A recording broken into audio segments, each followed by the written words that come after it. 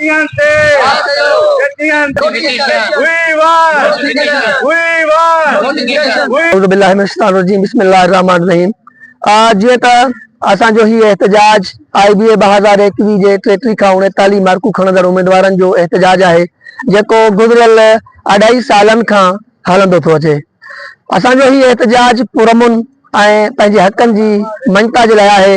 जहिड़े तरीक़े सां सिंध गवर्नमेंट सिंध में पंहिंजा नवाज़ी करे एक मखसूस इलाक़नि के जेको आहे पंहिंजनि मनपसंद माण्हुनि खे हार्ड एरिया जो नालो ॾेई करे उतां जे माण्हुनि खे 33 मार्कुनि खां बे घटि वारनि खे पास करे आर्डर ॾियारिया आहिनि प्राइमरी मास्टर जा। ऐं बाक़ी जेकी सिंध जा नौजवान आहिनि 33 खां 39 मार्कूं रखंदड़ नौजवान उन्हनि खे दीवार सां लॻायो वियो आहे, उन्हनि खे नज़रअंदाज कयो वियो आहे। असां चाहियूं था त सिंध हिकु आहे त सिंध जा नौजवान बि इहो हक़ रखनि था त उन्हनि खे बि हिकु नज़र सां ॾिठो वञे। सिंध हिकु आहे त उन्हनि खे बि उन्हनि जो बि हक़ आहे त उन्हनि खे बि 33 मार्कुनि ते जेको आहे पास करे आर्डर ॾिना वञनि। ही जेको पंहिंजा नवाज़ी करे रुगो पंहिंजनि माण्हुनि खे नवाज़ियो वियो आहे इहो सिंध जे नौजवाननि सां ऐं सिंध खे विरहायो वियो आहे। असीं सिंध जा नौजवान इहो कॾहिं कोन तस्लीम कंदासीं त सिंध खे मुख़्तलिफ़ हिस्सनि में विरहाए करे सिंध सां सिंध जे नौजवाननि सां ज़ुल्म कयो वञे। असीं सरापा एहतजाज आहियूं ऐं पंहिंजे हक़नि जे मुतालबनि जे मञता ताईं असां इहो एहतजाज जारी रखंदासीं। असीं सिंध हाई कोर्ट जे जस्टिस साहिबान ऐं सिंध गवर्नमेंट जनाब आसिफ अली ज़रदारी साहब खां, बिलावल भुट्टो ज़रदारी साहब खां ऐं सरदार अली शाह साहब खां इहो पुरज़ोर मुतालबो था कयूं त ख़ुदारा सिंध जे नौजवाननि सां इहो ज़ुल्म बंदि कयो वञे ऐं सिंध जे नौजवाननि खे हिकु सिंध हिकु पॉलिसी जी बुनियाद ते हिकु नज़र सां ॾिठो वञे ऐं उन्हनि खे बि 33 खां 39 मार्कुनि वारनि खे पास करे आर्डर ॾिना वञनि। हिते आउं कुझु सबूत बि पेश कंदुमि जहिड़े तरीक़े सां सिंध जे नौजवाननि सां जेको आहे पंहिंजा नवाज़ी करे उन्हनि खे आर्डर ॾिना विया आहिनि ऐं बाक़ी असां जहिड़े मज़लूम नौजवाननि खे दीवार सां लॻायो वियो आहे। ही तव्हां ॾिसी सघो था त थरपारकर इलाइक़ो आहे जिते 32 मार्कुनि वारनि खे बि जेको आहे ग्रेस मार्क ॾेई उनखे आर्डर ॾिनो वियो आहे। उन सां गॾोगॾु ही आहे कश्मीर कंदकोट जो तालको तंगवाणी, उनमें 37 मार्कुनि वारनि खे बि जेको आहे आर्डर ॾिना विया आहिनि। ही मां सबूत कैमरा जे ज़रिए तव्हां सॼनि सिंध जे नौजवाननि ऐं सॼी सिंध जे हुक्मराननि जे अॻियां रखां थो जेको असां सिंध जे नौजवाननि सां बाक़ियुनि सां ज़ुल्म कयो वियो आहे। ही आहे कश्मीर कंदकोट जेको 37 मार्कुनि जे आर्डर जी आउं ॻाल्हि करे वियुसि। ही उनजे आर्डर कापी आहे जेको आर्डर ॾिनो वियो आहे। ऐं उन सां गॾोगॾु ही थरपारकर में जेको 35 मार्कुनि ते आर्डर ॾिनो वियो आहे हे उनजो नालो ही मेंशन थियल आहे रफ़ीक अहमद नाले सां जयप्रकाश सॉरी उनखे जेको आहे 35 मार्कुनि ते आर्डर ॾिनो वियो आहे। ऐं उन सां गॾोगॾु ही जेको थरपारकर में आर्डर ॾिनो वियो आहे उनजे आर्डर जेको ज्वाइनिंग आर्डर आहे उहो हे आर्डर कापी आहे तव्हांजे साम्हूं आहे। ऐं अहिड़ा काफ़ी सारा जेके आहिनि ही थरपारकर में 38 मार्कुनि ते आर्डर ॾिनो वियो आहे। ही साम्हूं मेंशन बि थियल आहे, ही उनजी आर्डर कापी आहे।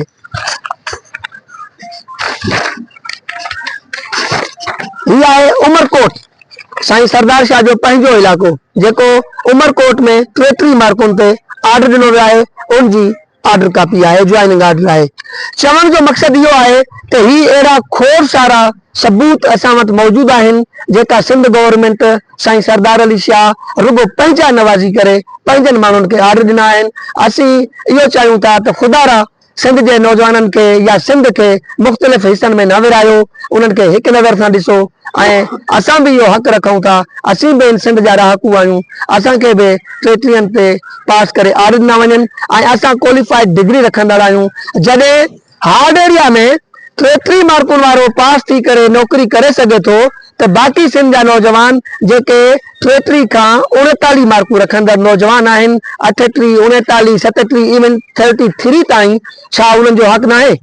ऐं हींअर जेको 27 नवंबर ते सिंध हाई कोर्ट में केस लॻल हुयो जेको सिंध जे जस्टिस साहिबान डिप्राइड तालका जेके सिंध जा 18 तालका हुया उन्हनि में उहो स्टे जेको आहे ख़तम करे छॾियो आहे। उते प्रोसेस जेको आहे हलाइण जे लाइ आर्डर जारी कया विया आहिनि। असीं चाहियूं था त सिंध हिकु आहे। सिंध जे नौजवाननि खे हिकु नज़र सां ॾिसी करे असांखे बि पंहिंजो हक़ ॾिनो वञे। औज़ुबिल्लाहि मिनश शैतानिर रजीम, बिस्मिल्लाहिर रहमानिर रहीम। साईं, जीअं त अदा अहमद बशीर तव्हांखे ॿुधायो त असां IBA तहरीक 33 खां 39 जा उम्मीदवार गुज़िरियल 2.5 सालनि खां दरबदर जी हिकिड़ी ज़िंदगी गुज़र करे रहिया आहियूं। असां कहिड़ो ॾोह कयो आहे, कहिड़े ॾोह जे एवज़ जेको आहे सो असांखे ईअं निंधड़को करे छॾियो वियो आहे। सिंध हुकुमरान जेके वेठा आहिनि उहे पंहिंजे मनपसंद इलाइक़नि में 32, 33, 34 मार्कनि ते या उन खां बि घटि मार्कुनि खे ग्रेस मार्कूं ॾेई करे पंहिंजे मनपसंद माण्हुनि खे जेको आहे सो आर्डर जेके आहिनि से जारी कया आहिनि। इन मां इहा शइ वाज़े थिए थी पई त उन्हनि सिंध खे 2 हिसनि में अलाए जे केतिरनि हिसनि में विराइण जी कोशिश कई आहे, पर सिंध जो शऊर, सिंध जो अवाम इहो कॾहिं बि क़बूल न कंदी त हिकु धरतीअ जे रहवासियुनि खे केतिरनि ई अंगनि में जेको आहे तक़सीम कयो वञे। सो असांजो भरपूर मुतालबो इहो ई रहियो आहे गुज़िरियल 2.5 सालनि खां वेंदे अॼु ॾींहं ताईं त असांखे हिकिड़े बुनियाद ते, हिकिड़ी पॉलिसी जे बुनियाद ते ऑफर आर्डर जेके आहिनि से जारी कया वञनि। ही उन्हनि जो ज़ुल्म आहे, ही उन्हनि जो वेधन आहे, ही सरासर जेका असांजी सिंधी हुकूमत आहे, सिंध हुकूमत आहे, सिंधी हुकुमरान आहिनि, उहे हिकिड़ी पंहिंजी क़ौम जे माण्हुनि खे बाग़ी कनि था पिया। हू उन्हनि खे बग़ावत से उसाइनि था पिया ताकि हू अहिड़ा कम, अहिड़ा अमल कनि जीअं हिकिड़ो धारियो कंदो आहे या हिकिड़ा धाड़ेल जेके अची करे कनि था पिया, ही असां सां उहे वेधन कनि था पिया। सो आउं मुतालबो थो कयां सदर आसिफ अली ज़रदारी साहब, बिलावल भुट्टो ज़रदारी साहब ऐं सरदार शाह खां, जेके ऐवाननि में वेठा आहिनि, ऐं ख़ासि मैडम फरियाल टालपुर खां, जंहिंजा काफ़ी असां शिकार थिया आहियूं ऐं उन्हनि जी जेका ज़ुल्मनि जो अंत जेको अञा ताईं न थियो आहे। सो असांजो इहो ई मुतालबो आहे ऐं पुरज़ोर मुतालबो आहे त ख़ुदा हिकु सिंध आहे, हिकु पॉलिसी जोड़ियो, हिकु सिंध हिकु पॉलिसी तहत सिंध जे सभिनी नौजवाननि खे हिकिड़ी नज़र सां ॾिसो ऐं उन्हनि खे ऑफर आर्डर जारी कयो। असांजो बि साॻियो ई मुतालबो आहे जीअं अहमद बशीर ऐं सारंग भाई चयो त असां मुसलसल 3 सालनि खां सरापा एहतजाज आहियूं त असांजो इहो ई मुतालबो आहे त सिंध हिकु आहे त पॉलिसी बि हिकु हुअणु घुरिजे। असां मुसलसल एहतजाज कंदा पिया अचूं, कंहिं महिल कराची, कंहिं महिल हैदराबाद, कंहिं महिल घोटकी में, कंहिं महिल मीरपुर में, त असांखे अञा ताईं 3 सालनि खां वठी असांखे हक़ न ॾिनो वियो आहे। सिंध जॾहिं हिकु आहे त पोइ पॉलिसी बि हिकु हुअणु घुरिजे। जेका बि सिंध जी काबीना आहे, जेके बि मिनिस्टर आहिनि, पंहिंजनि मनपसंद इलाइक़नि में माण्हू पंहिंजा पास करे करे जेके 32 जंहिंजा नंबर हुआ या जंहिंजा 33 नंबर आहिनि, या मुंहिंजे ख़्याल में त कुझु 28+25 ते बि आर्डर ॾिना विया आहिनि। जॾहिं सिंध हिकु आहे त पोइ पॉलिसी बि हिकु हुअणु घुरिजे। असांजो शुरू खां वठी इहो ई मुतालबो आहे, ख़ुदा असां सां इंसाफ़ कयो, असां बि सिंध जा रहाकूं।